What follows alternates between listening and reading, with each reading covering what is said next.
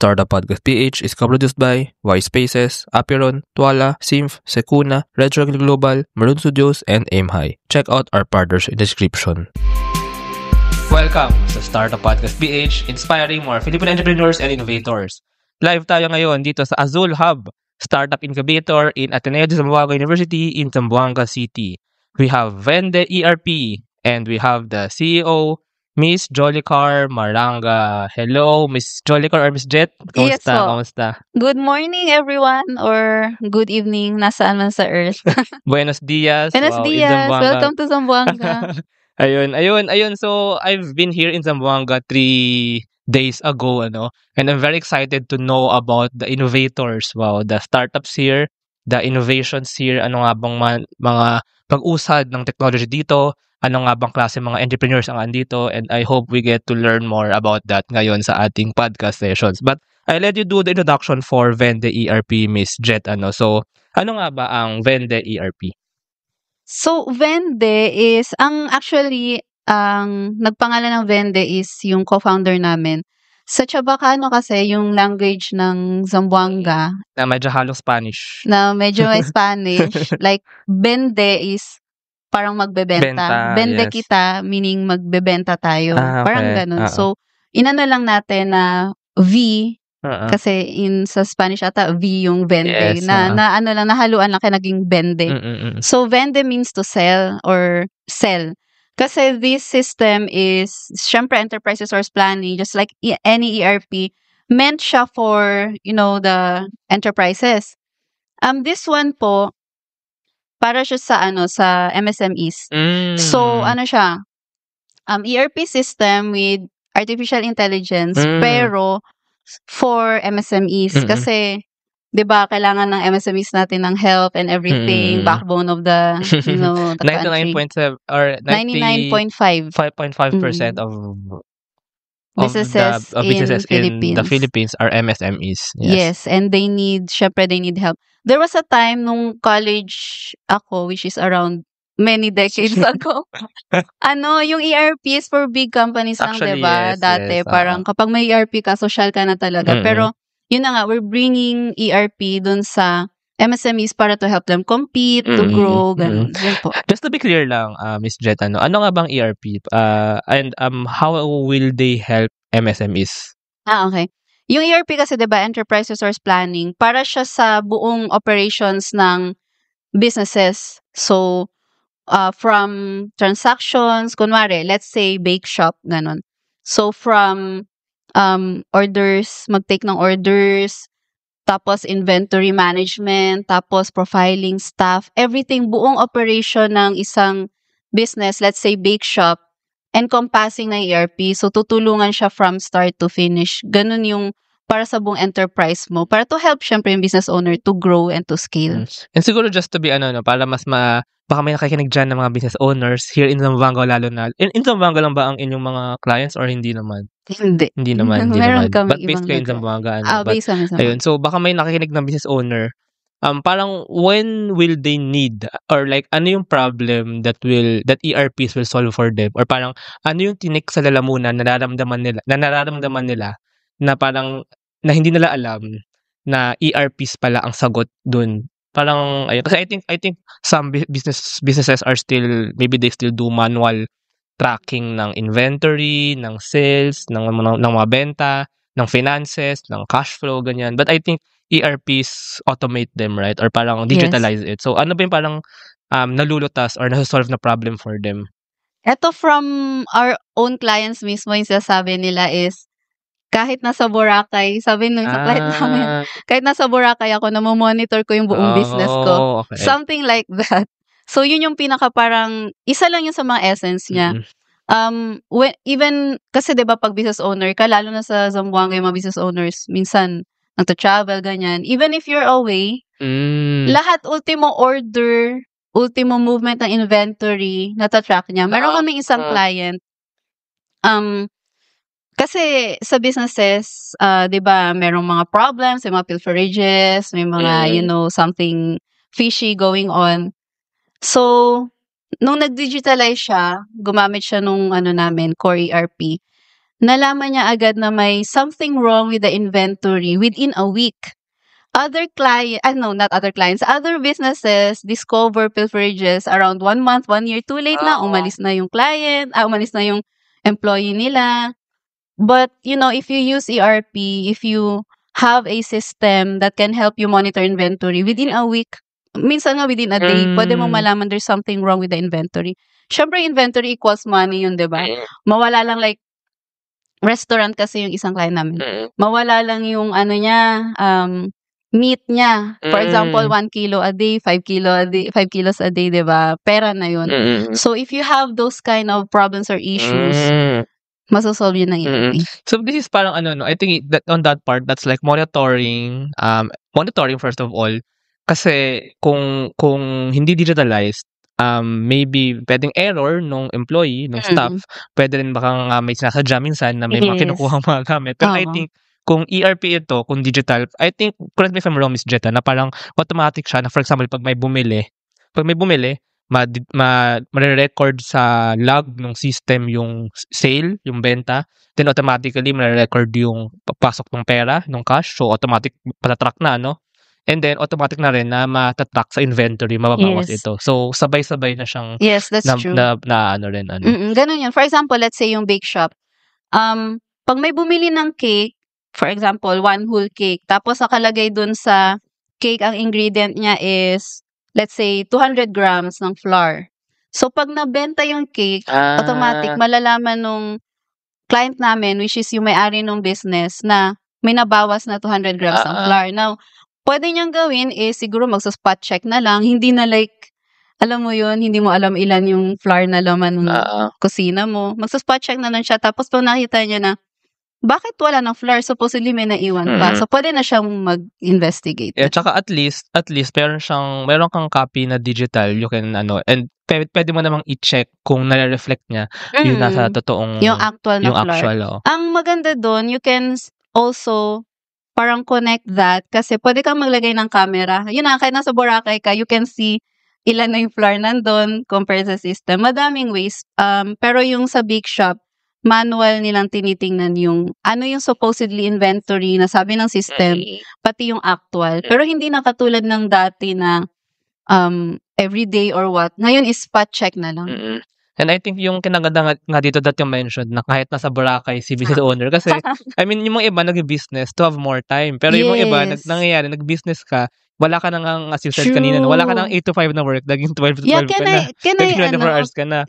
Can I give you the background sa Vende? Bakit yun yung pinasok namin sa Azul Hub?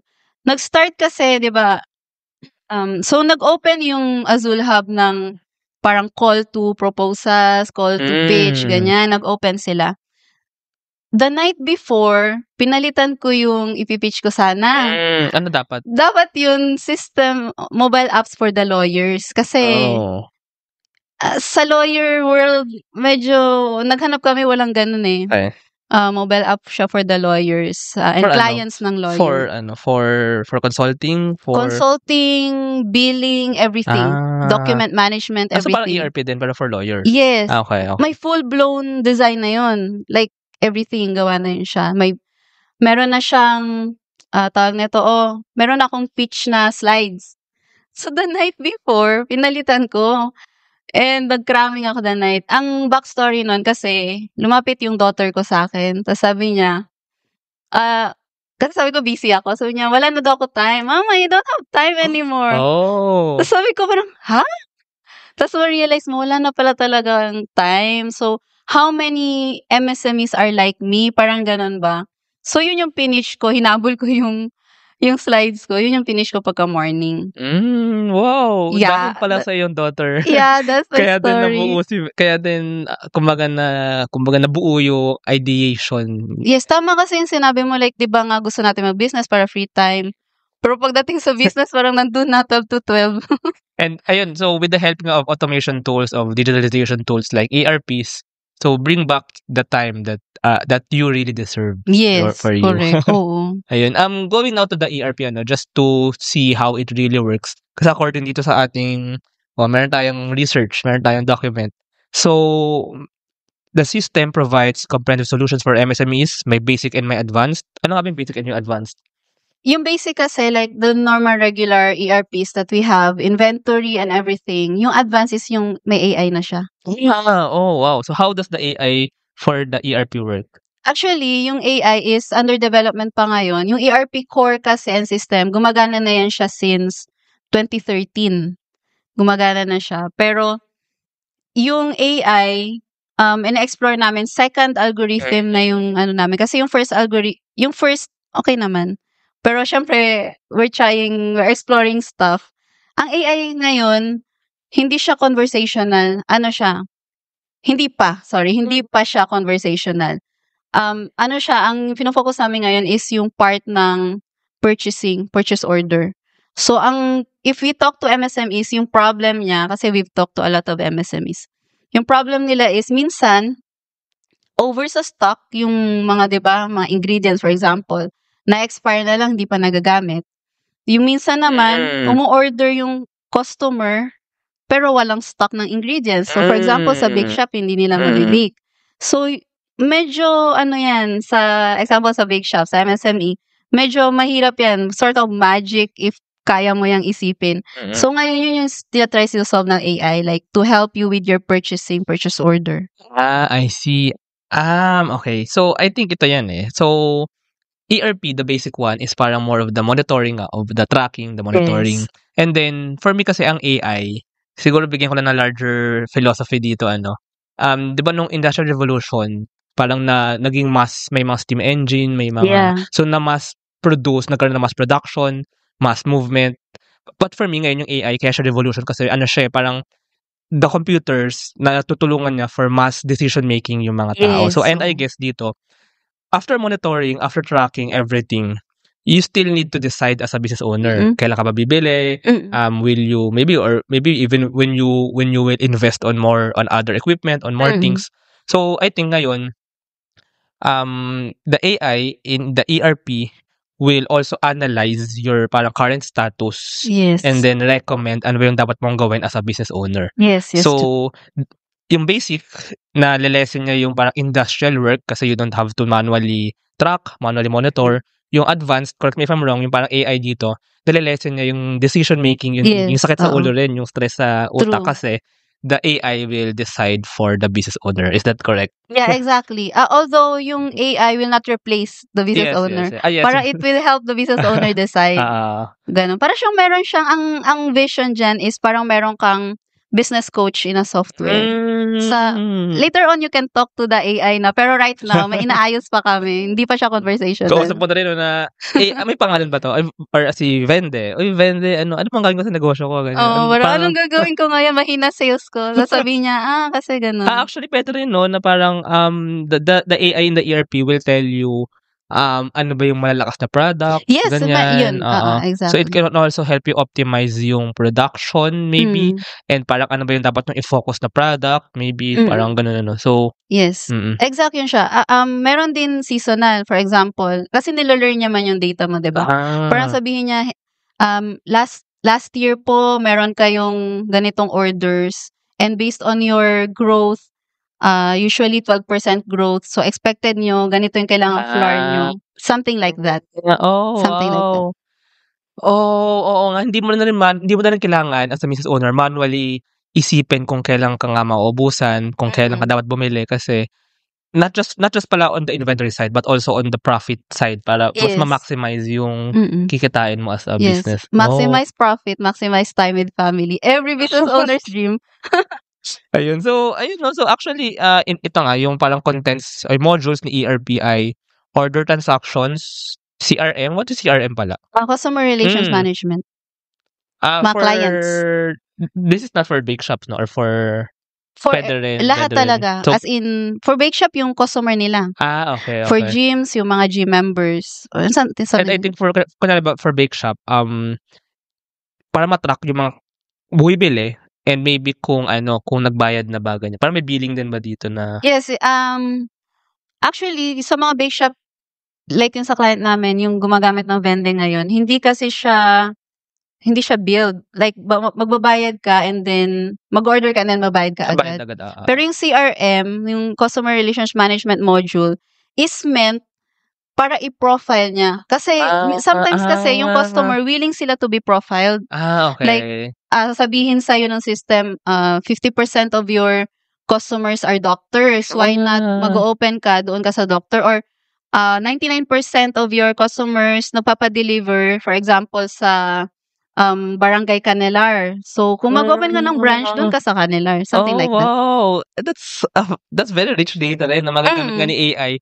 to help the business owner decide, no? So, may geographics ang dapat mag-expand and may demographic ng parang profile ng mga clients. Maybe it can help sa parang advertising or parang marketing. If you will, lalo na sa FB ads, may mga targeted ads tayo. No? So, it can Actually, also help there. yung profile niyan is sinwak sa Meta. How Meta profiles. Actually, ang daming tamang-tama actually AI for ERPs. Kasi actually, that's another thing I think na miss siguro ng mga ibang ERPs. When you do an ERP, when you digitalize, you actually gain a lot of very rich data that the business can use. Yes. And now, si AI, gagamitin yung data na yun for analysis and for parang recommendations. Isa yun sa namin when we did the business model canvas. Isa nilagay namin doon is, your data will work for you. Your data is for you. Hindi yan siya i-share. We never share yung data ng mga clients. Kung ano yung nilalearn ng data is for you as a business, for you as an owner. And meron din dito inventory management, order management, but I guess we already talked about those, purchasing and financial. Pero ngayon ang question dito, Miss Jet, for a business to adapt an ERP, kasi yung ibang business owners, siguro nga nararamdaman na nila yung parang yung sakit na yung tinek na wala silang time, ganyan pero at the same time they also stress about the expenses of the business, the money of the business. So how do you parang convince them na this will actually be worth of the investment? I want to be honest, I don't convince them. Okay. I don't, kasi in my sa sales strategy, hindi naman siya as in strategy. Parang, kasi nagsisales na ako even before. So, I went somewhere to sales. Hindi mo mako-convince yung tao talaga. You can never change their mind. But you can only answer their problems. So, if you find answer to their problems, sila na yung magko-convince sa self nila. Most of our clients are second generation business owners. So, alam mo yun, yung parang, sila, bago, i-inherit nila yung business ng parents nila, they will improve it. Yes. Since nasanay sila sa technology, ayaw nilang i-continue yung business without the tech. Okay, yeah. So they contact us. And wala kaming sales strategy pa ngayon. Wala pa kaming marketing efforts. Lahat to word of mouth. So yung usually sa MSME, magkakakilala kasi like, galing. Mahirap yan. If you go to the MSMEs, mahirap mag-pitch doon na, hey, use this. Pero once their friend told them na maganda to. And yun ang nangyayari sa amin. Minsan tinatag kami sa personal Facebook na, eto yung gamitin nyo, eto ginagamit ko. Parang, thank you so much. Parang ganun. Yeah, the best marketing nga daw is a good product actually. Because the product will market by itself, kumbaga. Yes, actually. Tsaka, ayun nga, I mean, maganda yung what you said kanina na you don't convince them, you don't actually sell to them, pero the product is there, and then they will realize na, uy, itong product pala yung sagot sa problema ko. Yes. So that's what happens, and that's how Vende ERP gets to them. Ayun, so baka meron dyan mga nakikinig na may problema, may same problem, and you might want to explore Vende ERP.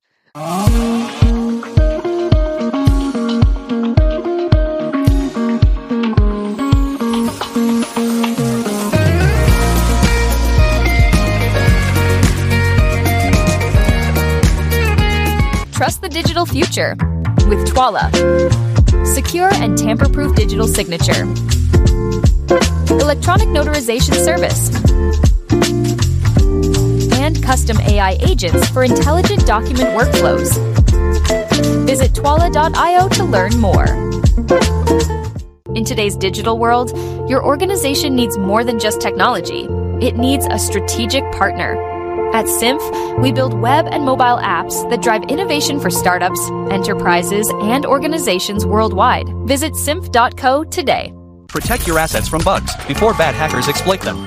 And launch your products seamlessly with Sicuna, your trusted partner in cybersecurity. Receive reports in real time and work with security experts to find bugs in your products before others do. Let's make your security our priority. Now, Miss Jet, puntahan naman natin ang stories behind. So, kanina mention mo yung parang kung ano talaga nag-push kay Vende ERP.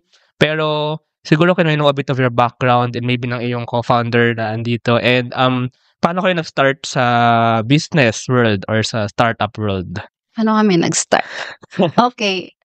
Maybe ano pa tayo? Siguro, Balik ano pa tayo. Let's go back 2009. Wow, okay. 2009. We started kasi, alam mo yung sideline. So, 2009, my co-founders, yung isa kong co-founder is office mate ko before. So, mas bata siya, bagong graduate. More on QA. But my other co-founder is yung co-founder ko since 2009, which is my husband right now. So, Nandito ngayon. Nandito siya, shy type lang. Si Sir Christian. Ayan. Yes. Ano siya, nung 2009, nagsa-sideline kami. So, hindi naman kami nag-active hanap ng sideline. Nagkataon lang. And then, 2009 pa lang, gumawa na kami ng mga inventory systems, ganyan. So, yung depth ng knowledge namin siguro sa inventory, ganun siya katagal na. Kaya siguro mas madali na for me, especially to talk to other MSMEs. Kasi parang I've been talking with you since 2009, parang ganun. So, we developed it nung 2013. May core na kami. Core lang. Hindi pa siya maganda katulad ngayon. Actually, gumanda siya nung nag-incubate kami. Kasi, alam mo yun, parang since 2009, gumagawa kami ng system, ganyan. Pero wala yung business aspect. Okay. Parang lang kami, freelancer. If I may ask pala, anong background ninyo? Kasi you already know the software development, the tech part. So ano bang backgrounds ninyo? Parang how did you learn that? Kasi you have to code the... Programmers program. Programmers. Okay. I graduated sa ADSU MIS, Management Information System. Si Christian is from WIMSU, Computer Science, I think. Computer Science. So, programmers kami. I was programming for ADSU since 2009. Yes. You mentioned nga yung parang... You also worked for ADSU, the systems of ADSU. Yes, since 2009. So, nung nagko-code kami that time, usually ako sa databases, structures and everything. Sa MIS. Kasi MIS, system analysis. Tapos si Christian, ang bilis niya kasi mag-code and algorithm sa kanya yan. And then it grew to, nung 2013, merong isang malaking client na about inventory. Hindi pa siya Vende, inventory pa rin. So, first mobile application na ginawa namin.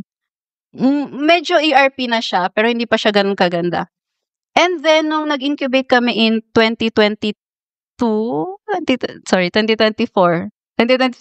hindi ko na maalala ang tagal. 2023 ata, yes. I think 2023. Kasi, 2023, right? nag-start si Azul 2023, di ba? Yeah. 2023. So, kami yung first batch ng incubate. In-invite kami hindi naman invite, sinabihan kami na may ganito. Inisip ko that time, bakit pa may na kami, may ganap na kami, like may system na kami, ganun. But then, alam mo yun, pag may opportunity, invited ka, tapos wala pang bayad. So, I grabbed it. Hinila ko yung husband ko, hinila ko yung isa kong previous office mate. Okay naman. And then, doon na buo talaga yung Vende. May pa pala yan. Siyempre, programmers, wala kaming business. Yeah. Wala kaming business idea. Meron pa pala yung mga business model. Value proposition. So, doon kami talaga na training. So, si Azul Hub also parang helped you on that end. Yeah, super. Pero by the way, how did Azul Hub invite you pala? Parang how did you get connected to them in the first place? Or actually, andito tayo ngayon sa Azul Hub. Yeah. Sa napakagandang co-working space ng Azul Hub. Pero, I mean, how did you get connected to them?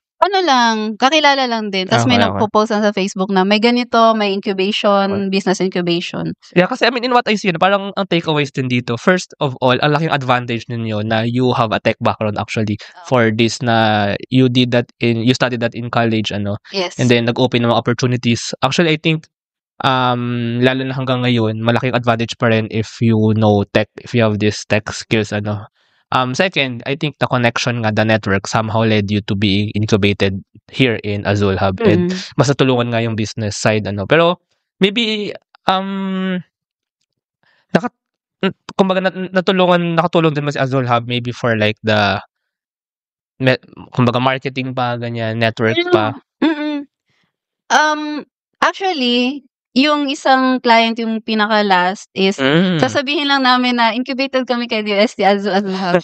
Tapos parang alam mo yun, parang thank you kasi maasahan. Parang something like that. Kasi minsan kapag freelancer, ano ka lang, not to ano sa mga Gets. freelancer ha, pero yung mga businesses, medyo parang ano sila, nag-hold back sila pag sinabi mo na ano ka, naggagawa ka lang ng software, sa Gets, sideline ka yes, lang. Pero yes, pag sinabi mo, incubated po kami. Parang, Yes.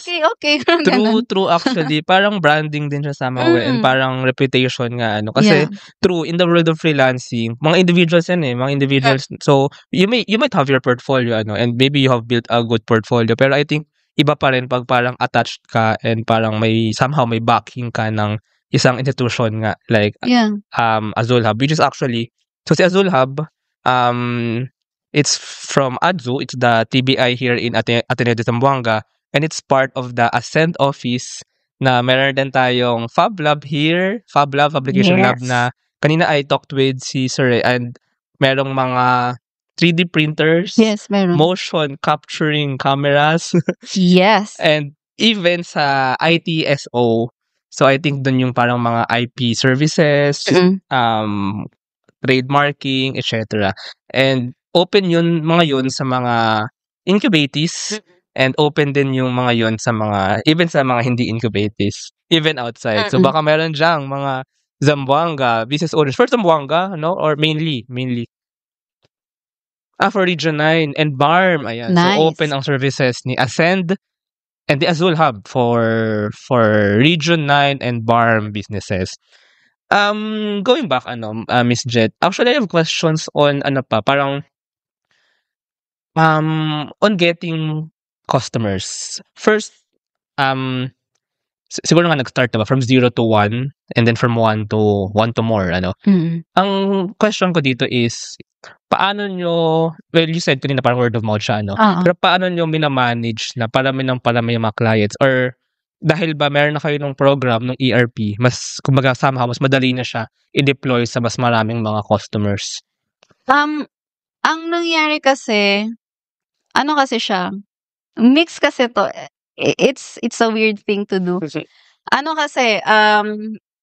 kung may bagong customer, most likely, kung ano meron kami, nasagot na ng system. Okay. So, most probably, wala na silang problem. Wala pang bugs. Walang anything. Walang issue. Like, yung isang dineployan namin, ang business niya is feeds. So, yung mga pagkain ng mga chicken, ganyan. Like, okay lang.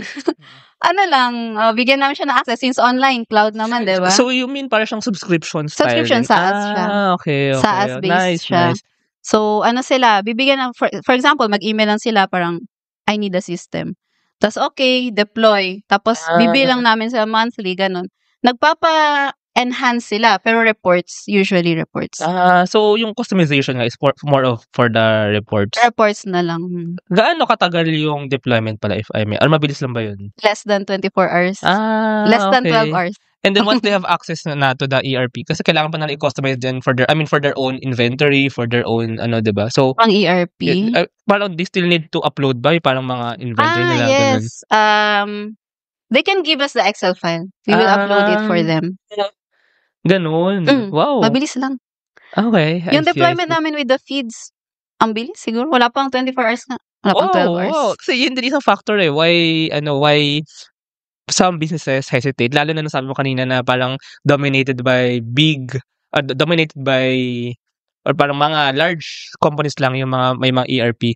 Kasi actually, and even I have a background sa IE, I have a background actually sa ERPs. Ang most common challenge, well, back then, nag-aaral pa ako, so rin to, maraming decades ago na rin to. Decades ago. But,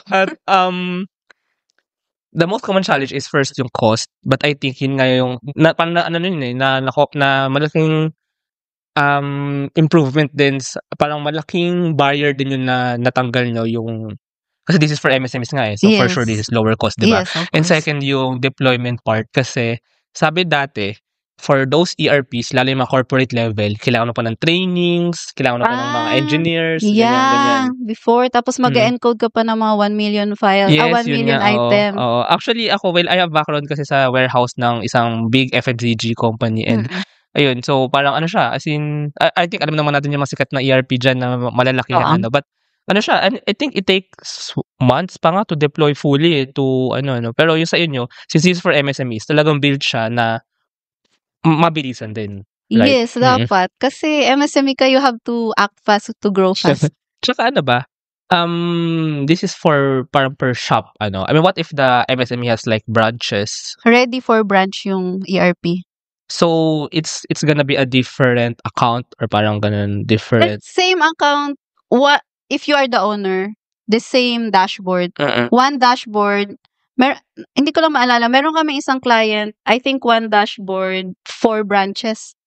So, may kita niya yung buong performance ng branch niya in one system. Ganon siya. Pero syempre, yung users of branches, hindi yan mag-intersect yung data nila or what. And nandito rin pala, the core engine is already used and subscribed, by 4 businesses without active marketing effort. Ito pala yung mga clients nyo. Pero I mean, ang question dito is, kunyari yung ERP system, pag ginamit na ng isang ng business, may rin yun, parang customization din depending on their branches, on their users. Rarely. Usually okay na yun. Usually okay naman. Yung isang client namin is yun na nga, may 4 branches siya. Different location sa Mindanao. Ang customizations niya lang, reports lang din. Meron siyang gustong pagawa, pero that's outside of the Vende na. Other platform na. Okay. Which is connected sa Vende. Pero yun na nga yung beauty nun. Kapag meron ka ng Vende, and syempre, easy na yung life mo. Kasi kapag ganun pa yung nakatutok ka, it's very difficult to, to think about strategies and everything. So, pag medyo easy na yung life mo and your people are using it properly, doon ka na naka-innovate. Parang gusto mo na ganito. Yes. So, lumalabas na sila minsan sa platform ng Vende. Nagmo-mobile app na sila. Pero integrated pa rin po sa Vende.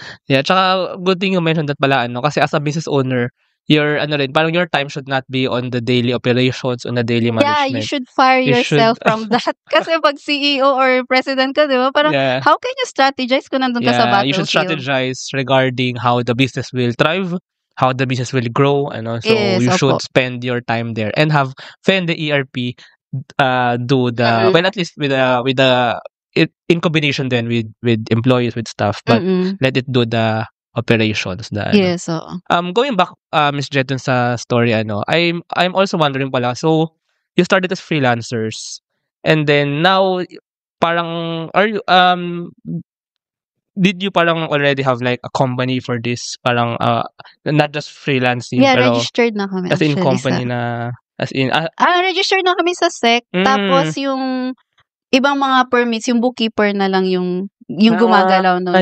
Pero that's what I wanted to ask, kasi actually maraming nakikinig ng Startup Podcast, I know, na mga freelancers, mga devs actually. So paano nyo ginawa yung jump na yun, yung parang move na yun of moving from a freelancer to a company? Kasi actually marami sa mga nakikinig ng Startup Podcast, aspiring startup founders, they started being devs, they have a portfolio, and then soon actually they want to have their own startup, their own company. So parang how was it on your end na you jumped from a freelancer developing for a freelancer individual and then into a company? Honestly, mahirap siya kung wala ka talagang training or idea on that. Nag-jump lang kami kasi we've been trained by Azul. Tinrain kami how to register SEC, pumunta yung mga, ganito yung mga permits kailangan nyo, ganun. So, all we did was, sa SEC nga, ang bilis lang kasi pumunta talaga yung SEC, tinuruan kami what to put, ganyan. Ang bilis lang. Tapos, mahirap, sa line namin especially, mahirap na wala kami permit kasi business owners yung clients namin. So, we really have to secure yung mga permits. Yes, ayun. May isa pa akong question, Miss Jet, na medyo personal siguro to. Pero, I wondering kanina pa, nung binanggit mo na, well, actually, when I also met your husband, which is your co-founder, how was it? Actually, question nito ng mga ibang startup founders How is it that you have a partner as a co-founder sa business? masaya parang nagte-thesis araw-araw. Ay nako, hindi masaya siya actually. Ano kasi kami, actually hindi naman mag-aaway. Like iba lang, it's different when I do things, it's different when he does things. Pero you have to parang to make sure na alam mo yung lugar mo. For example, yung mga CEO works, ilista mo na yan. You're the CEO, no? Ako yung CEO. Siya yung CTO, Chief Technology Officer. Mga CTO work, syempre dapat hindi ako makikialam. Hindi ako mag-act as wife doon sa company. Mag-act ako as kung ano yung lugar ko. Hindi din siya pwede mag-act as husband doon sa company. And yung clash namin, dalawang major clash lang yung nangyari sa amin. Yung first is how we design yung system. Pero syempre, wala siyang choice kasi ako yung system designer. You're the MIS. You're the information systems person. Although, may say naman siya on that. Pwede siyang pero iba siya kasi, iba yung niya. Iba din yung, which is also good, ha? I think sama iba ang perspective nyo, no? Kasi database, information systems, tsaka yung talagang algorithms, sama iba ang perspective nyo. Actually, wag kang matakot na walang question ng idea mo. I think it's good nga. Parang nakakatakot pag may sinabi ka tapos walang nagre-react. Parang gano'n yung nakakatakot. Like kapag nami-meeting kami, 3 co-founders, tapos may sinabi ako, tapos kinikriticize nila ng sobra-sobra. Actually, for me, parang masaya ako doon. Kasi they can see my blind spot. They can see where I'm wrong, diba? Also, ako pa nag-voice out ako. Medyo exclamation lang ako mag-voice out. Pero alam na yan nila na hindi ako galit or what. Ganun lang ako mag-comment. I think those are good traits din of being a CEO, no? Lalo na yung parang talagang, listening to the team's feedback. Yes, mahirap. I think, And it's natural for you, I think. Siguro. Pero kapag CEO ka, parang di ba mahirap kung, kunwari, nandun ka sa isang lugar, tapos may sinasabi yung team mo ganon, tapos hindi ka nakinig, tapos parang, it's very difficult. At least for me, na hindi ka makinig. That's a good trait actually. Kasi yung mga, I'm not sure, pero parang baka may mga ibang CEO na really boss type na sila lagi masusunod. Ganyan. How will you grow if... I mean, our CEO term is basically just coordinating with people. I think yung CEO is just, kahit yung mga malalaking CEO, pati yung mga nakilala ko, yung mga president, yung mga clients namin na maliit pa lang sila nag-start, tas ngayon malalaki na yung business nila. They're really active listeners. So, yun yung maganda. Parang merong nag-aano sa'yo na mali yan. Parang ganun. That's good. Yung second clash namin is how we deal with people. Especially yung programmers namin. Kasi ako, I want my team na parang tutulak ko muna sila sa pool. Tapos titingnan ko kung nalulunod. Pag nalulunod na, okay, I'll help you. Pero siya, baby talaga. Like, bigyan natin ng salvavida. I-meet natin everyday. Ako, hindi ako ganun eh. Pero yun na nga, siya yung head ng developers. I have to respect that. Parang And that's also good, I think, na magkaiba sama yung approach nyo. At least, mas ma-fit din dun sa mga employees or dun sa mga team members ninyo kung ano yung better approach for them to grow din in the company. Pero meron kaming parang hindi naman super sinabi or pinag-usapan namin. Meron kaming agreement na hindi namin napag-usapan pero ginagawa namin na kapag meron kaming disagreement, hindi talaga kami nag-aaway sa harap ng nag-usap lang kami. Tapos kung ano yung gusto niya or gusto ko, alam na namin saan kami lulugar. Mahirap kasi if you cross over yung yung... And to be fair, I think that's normal for... Hindi naman siya necessarily clash no? Parang siya Actually, it's good pa nga for the company even kasi at least mas nalaman ng company yung tamang direction for Hindi maganda na walang discussion. Parang how will you improve na wala kang... hindi nagka-clash yung idea mo kasi supposedly dapat brainstorming. By the way, so how many of... you have a team, right, of developers? So right now, OJTs. Kasi come and go yung mga dev namin. Hindi siya... Isa to sa, I think, strength ng JBM Labs. Meron kaming ready pool of developers, which is mga friends, mga kilala, ganyan, na pwede naming hilahin. Pero of course, meron silang day job. So, nag-work sila sa amin after day job. Pero yung core NG namin kasi, trained sila on that. And ang bilis gumawa ng module sa NG namin. So, alam mo yung kapag kailangan namin sila, hilahin namin sila, siguro mga 1 week, 2 weeks, ganon. Pay for that. Tapos yung meron kasi kami sariling framework sa yung gumawa si Christian ng sariling framework ng Vende. na-train sila doon. So, ang bilis lang din nila mag-code. Since mabilis mag-code si Christian, mabilis yung framework, mabilis sila mag-code. Pero right now, we have OJTs. Thank you so much, Ateneo Zamboanga University, for giving us OJTs. 5 sila. Ang gagaling. Nape-pressure ako kasi magaling talaga sila. Ayun. So, they work for us sa mga modules, sa improvement ng AI. Ayun. Now, Ms. Jet, moving forward, ano nga ba ang future plans niyo for Vende ERP? More clients ba? Growing the product? So ano yung parang future plans? And ano ba yung vision niyo here? Maybe 5 years from now, what do you think ang magiging, ang parang goal ninyo for Vende? And by the way, you mentioned kanina yung name nung JBM Labs is like that's the company. That's a company. Vende is like Vende is the product. Okay. Vision, tinanong din to sa akin before. Kasi kasama kasi sa incubation yung gagawa ka ng financial projection, diba? Ganyan. So, pinakita ko siya sa isang businessman na talaga. As in, madami na siyang businesses. Tapos, within 5 years, ang projection ko doon is magkakaroon kami ng 5M of revenue. Tapos sabi niya, ba't parang maliit? Tapos ako, syempre, galing ako freelancer. For me, yung 5M, parang what? So, yung vision is nakuha ko kapag nagpapacheck kasi ako sa ibang tao. Like, tinatanong ko sa kanila na, this is the direction, this is what I wanted to do, ganon. Ang vision financially is to have like, unahan ko na, no? Kasi pag sinabi mo daw, baka magkatotoo, like 10M in revenue in 5 years. Syempre, on how to get there, ibang usapan yun. Pero at least meron kang vision na numbers. Yung numbers, ano lang siya, parang nakaset lang siya dyan. If you hit it, parang doon yung goal mo ba? Pero if you don't hit it, parang what's something wrong ba? Ganon. So, ganon yung vision in the revenue. Pero ang vision ko to personally, sinabi ko na din to sa mga nagsusupport sa amin. Salamat sa lahat ng mga mentors na nagsusupport for free. We want to be the JBM Labs. We want to be the software development forefront dito sa Zamboanga Peninsula. So, if you need software, you don't have to go anywhere. Software, for example, nandito yung JBM Labs. Wala kasi right now na like, talaga na, nakapin na, ito talaga yung software development hub natin. So, that's my personal vision. Alam yan ng co-founders ko, alam yan ng team ko na, pag merong software something, tayo yun, JBM Labs yun. So, ganun yung vision. And supported naman yan. Pero, hindi kasi, yung ibang software kasi, dito sa they are serving, magagaling kasi developers natin, programmers natin, they are serving international clients, ganun. Yung vision ko is dito tayo, pero yung projects natin, syempre, like AI, robotics, later on. Minsan nakakatawa when you share your dreams.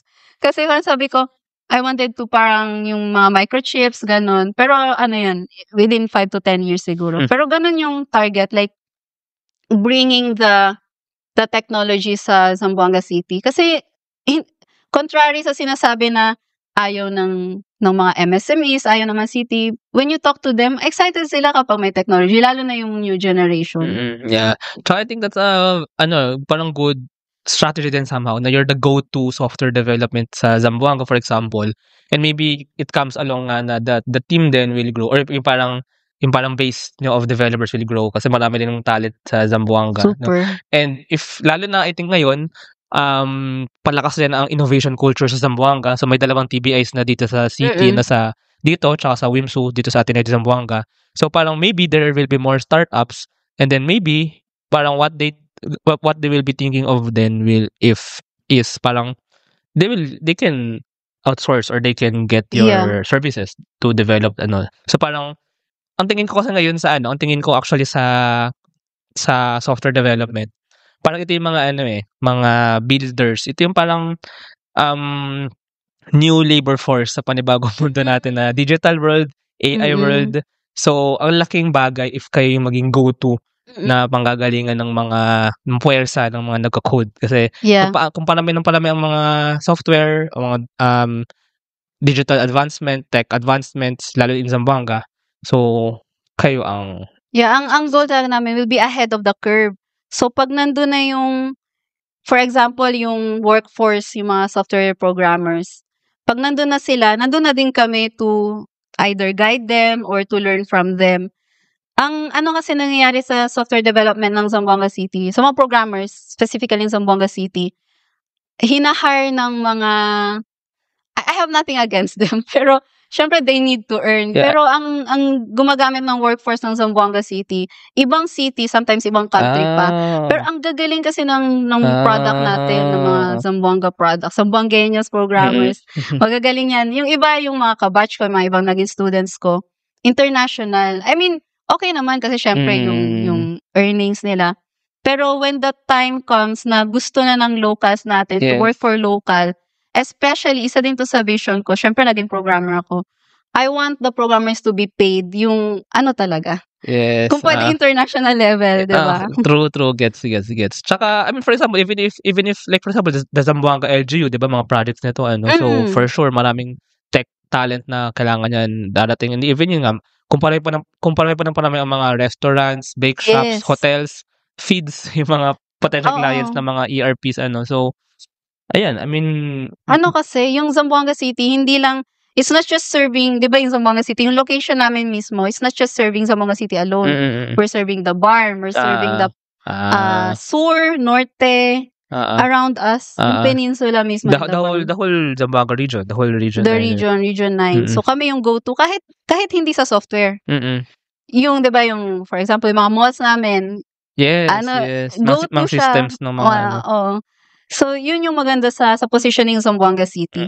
Actually, si Zamboanga City pala, nung una rin inisip ko nasa dulo kasi siya, diba? Nasa pinaka-west siya.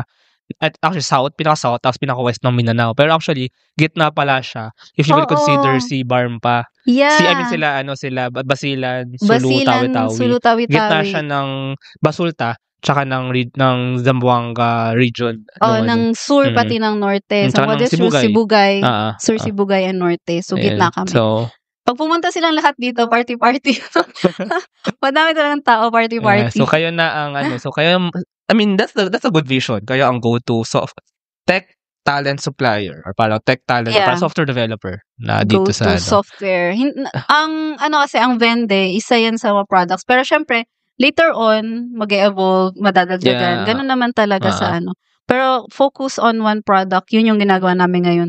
Polish it, focus it, kailangan mabilis yung deployment. And then later on, siguro kung gusto natin mag-robotics or what, nandun na tayo. Ayun. Thank you so much, Miss Jed, for our conversation. I hope you enjoyed it. Pero super enjoy. You shared actually a lot, no? And ako personally, ang dami ko rin, that's actually a good story. Yung parang from freelancing and then, from freelancers and then now you're focusing on this product, you're building this product, the ERP, but still under JBM Labs. Yung JBM Labs na form lang yun siya after the incubation. Kasi tinanong kami anong name. Okay. Pero nung freelance kami, syempre walang name. Name nyo lang ginagamit nyo nun?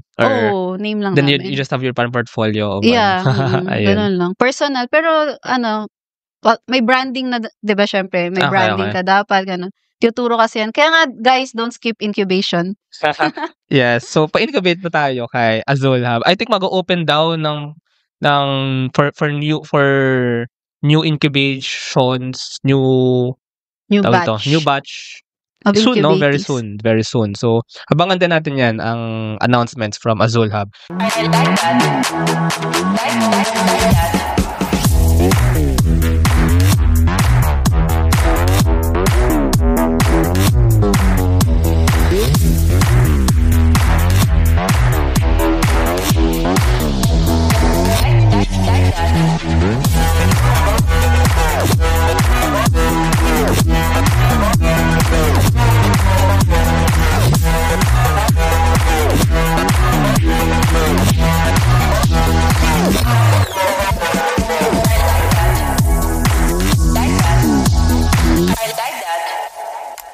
Introducing Aim High. Smarter construction management starts here.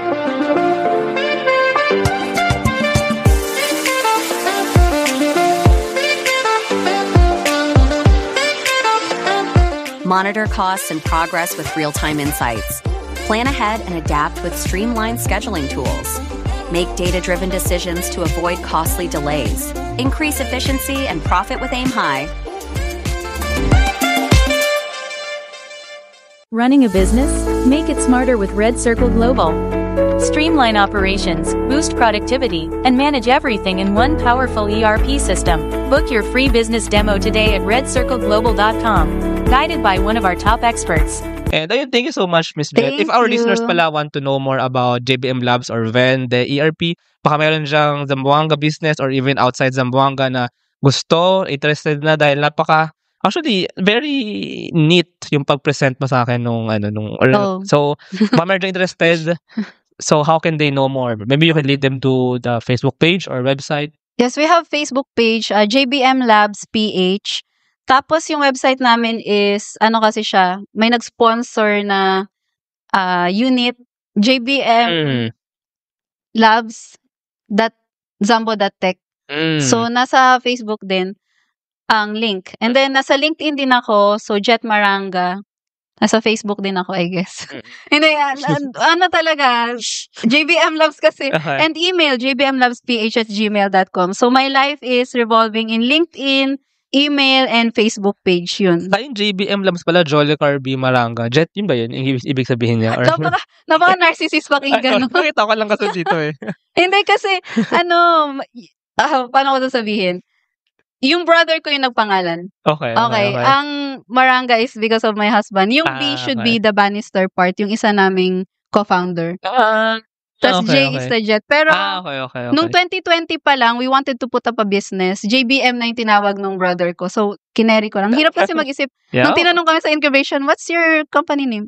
JBM. Tsaka hindi naman, I think that name will serve its purpose. But, Yeah. ayun, thank you so much, Miss Jet, again, Thank for this you. conversation. And salamat sa mga nakinig. Thank you. Thank you so much, everyone, guys. Share, and yung mga kids ko, OJTs. And comment down. Comment below and like and subscribe. Salamat. Thank you. Bye-bye. Thank you very much to our 61 patrons. This episode is super powered by AskLexPH Academy, our official e-learning partner. Get certifications on Lean Six Sigma, project management, data science, and more. Argum AI. Make smarter decisions by presenting both sides of an issue as argued by two distinct AI models. Pixel by ePlayment. Turn content into opportunity, grow deeper connections, and earn more. Only with Pixel. Sign up at pixel.eplayment.co. School of Profits. Filipino-led community for aspiring freelancers, VAs, agency builders, and online earners. Built to help you start, grow, and earn online together. Founders Launchpad, our ecosystem partner. Early stage accelerator providing venture capital funding, operational support, and mentorship. Hire Business Solutions, provider of the most configurable cloud-based payroll system in the Philippines. Agile Data Solutions, the Philippines' fastest growing market insights tech company with its data gathering platform, Hustle PH. Smile Checks, streamline hiring and onboarding with automated background checks. Cloud CFO, cloud accounting service provider for businesses ready to grow. Cloverly Tech, all-in-one digital platform for property developers. Body BTs, accessible and personalized diabetes self-management application. HKB Digital Services, tech-based business tools including payroll, ticketing, and loyalty rewards. Hyperstocks, digital banking enabler for rural and thrift banks. One CFO, CFO services, bookkeeping and tax, and payroll processing for startups and small businesses. Unawa, driving digital transformation with secure, legally enforceable electronic signatures and robust AML compliance. SchoolTech, all-in-one AI integrated school and learning management system. Better Support, a Manila-based BPO company. They have a referral program for people who can bring in new clients. You might know a Western-based business that needs better support. Britanna, enterprise-grade ERP solution that fits the small and medium business budget. Wonder Brand, data science-driven brand strategy and design for emerging markets. East Point Business Outsourcing Services, one-stop shop for streamlined business solutions for MSMEs such as business registration, bookkeeping, and more. DiviCode Technologies Incorporated, IT solutions specializing in software development, blockchain smart contracts, digital wallets, and cybersecurity. NutriCoach, personalized nutrition and wellness programs for you. This episode is powered by Stugbodok, JIA Engineering Solutions, Alcacon Aquafeeds 1Alj, Grey Wolf Technologies Philippines, Pareto Consulting, Jure.ph, Big Giant Games, Pahatid PH, Wistless PH, Tech Tribe, Yay, Uplift Code Camp, Board Prep, Dohey Philippines, Edfolio, Hive Rooms, Sirius MD. Support the podcast through the links in the description.